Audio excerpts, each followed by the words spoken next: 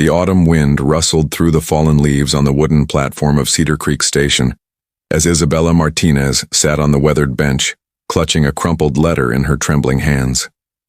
At 24, she had traveled from Philadelphia to this small frontier town in Colorado, her heart full of hope and her worldly possessions packed into a single worn satchel. But the letter she held contained news that shattered everything she had believed about her future. "Miss Martinez is not what we expected," the letter from her intended husband read. "She appears to be of Mexican heritage, which was not mentioned in our correspondence. The arrangement is therefore terminated. Transportation back to Philadelphia has been arranged for tomorrow's train."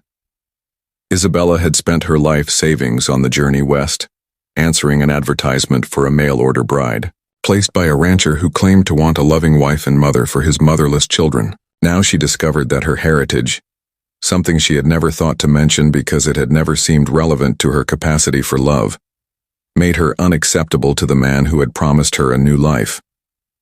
As she sat in the golden afternoon light, fighting back tears and wondering how she would survive the return journey with no money and nowhere to go, Isabella became aware of a small presence beside her. A little girl, perhaps 5 years old, had approached the bench with the careful curiosity of a child who sensed sadness but did not understand its source. The child had blonde braids and wore a blue dress that looked handmade but well cared for. In her arms she clutched a brown teddy bear that had clearly been loved extensively, its fur worn smooth in places from countless hugs. "Are you waiting for the train too?" the little girl asked, settling onto the bench beside Isabella without invitation. Isabella wiped her eyes and managed a smile. "Yes, sweetheart, I am waiting for tomorrow's train. Are you traveling somewhere?" "No, I live here," the child replied matter-of-factly. "My papa is talking to the station master about supplies for our ranch.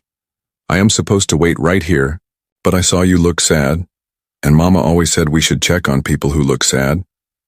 Something in the way she said "Mama always said" told Isabella that the little girl was speaking of someone who was no longer present.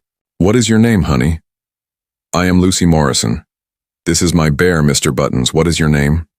"I am Isabella." "It is very nice to meet you, Lucy." Lucy studied Isabella's face with the serious attention that children give to adults who treat them as equals. "Why are you sad, Miss Isabella? Did someone hurt your feelings?" Isabella felt fresh tears threaten as she considered how to explain adult disappointment to a child. "I came here thinking someone wanted me to be part of their family, but it turned out they changed their mind." "That is very mean," Lucy said with the absolute moral clarity of childhood. "Papa says that when you promise something to someone, you have to keep your promise, especially if it is important."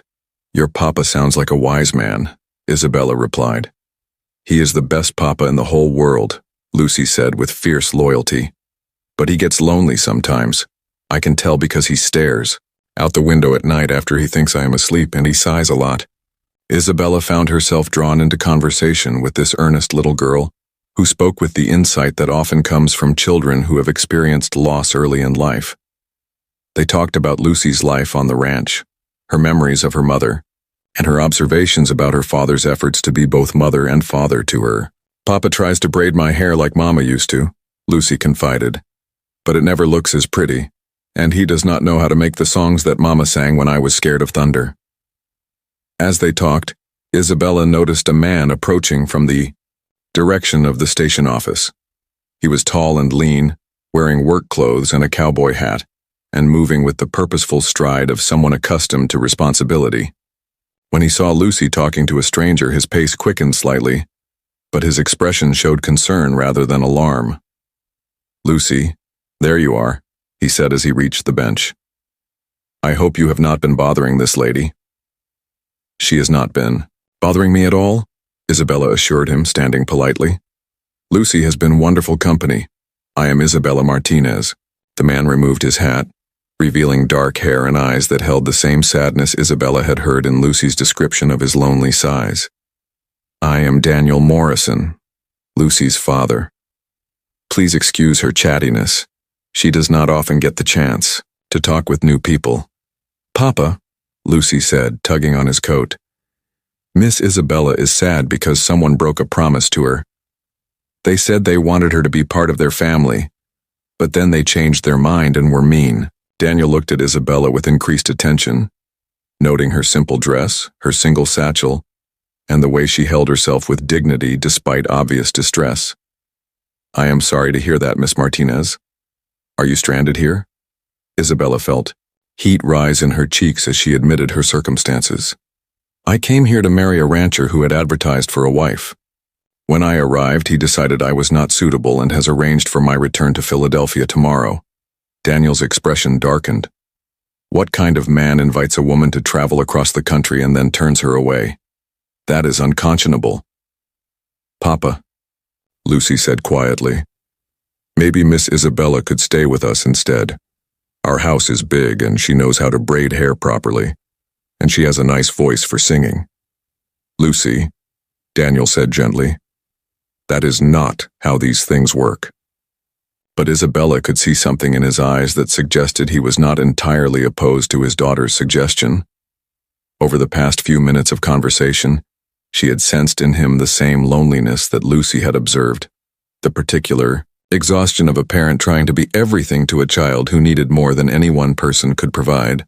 "Mr. Morrison," Isabella said carefully, "I do not want to impose on your kindness, but I find myself in a difficult situation. I have no money for lodging tonight, and barely enough for meals on the journey back east. If there were some way I could work for a few days to earn enough for proper travel expenses, I would be very grateful." Daniel studied her face, seeing honesty there along with the quiet desperation of someone with very few options. "Miss Martinez, we could certainly use help at the ranch. Lucy is right that our house is large and there is more work than I can manage alone while caring for her properly." Lucy clapped her hands together with excitement. "Does that mean Miss Isabella can stay with us?" "For a few days," Daniel said carefully, "while she decides what she wants to do next." As they walked toward Daniel's wagon, Lucy slipped her small hand into Isabella's and said quietly, "Miss Isabella, I have been praying every night for God to send someone who could be my mama. Do you think maybe you getting on the wrong train was part of God's plan?" Isabella felt her heart catch at the innocent faith in the child's voice. "Lucy, I do not know about God's plans, but I do know that meeting you has been the best part of a very difficult day." 3 weeks later, Isabella still had not boarded a train back to Philadelphia.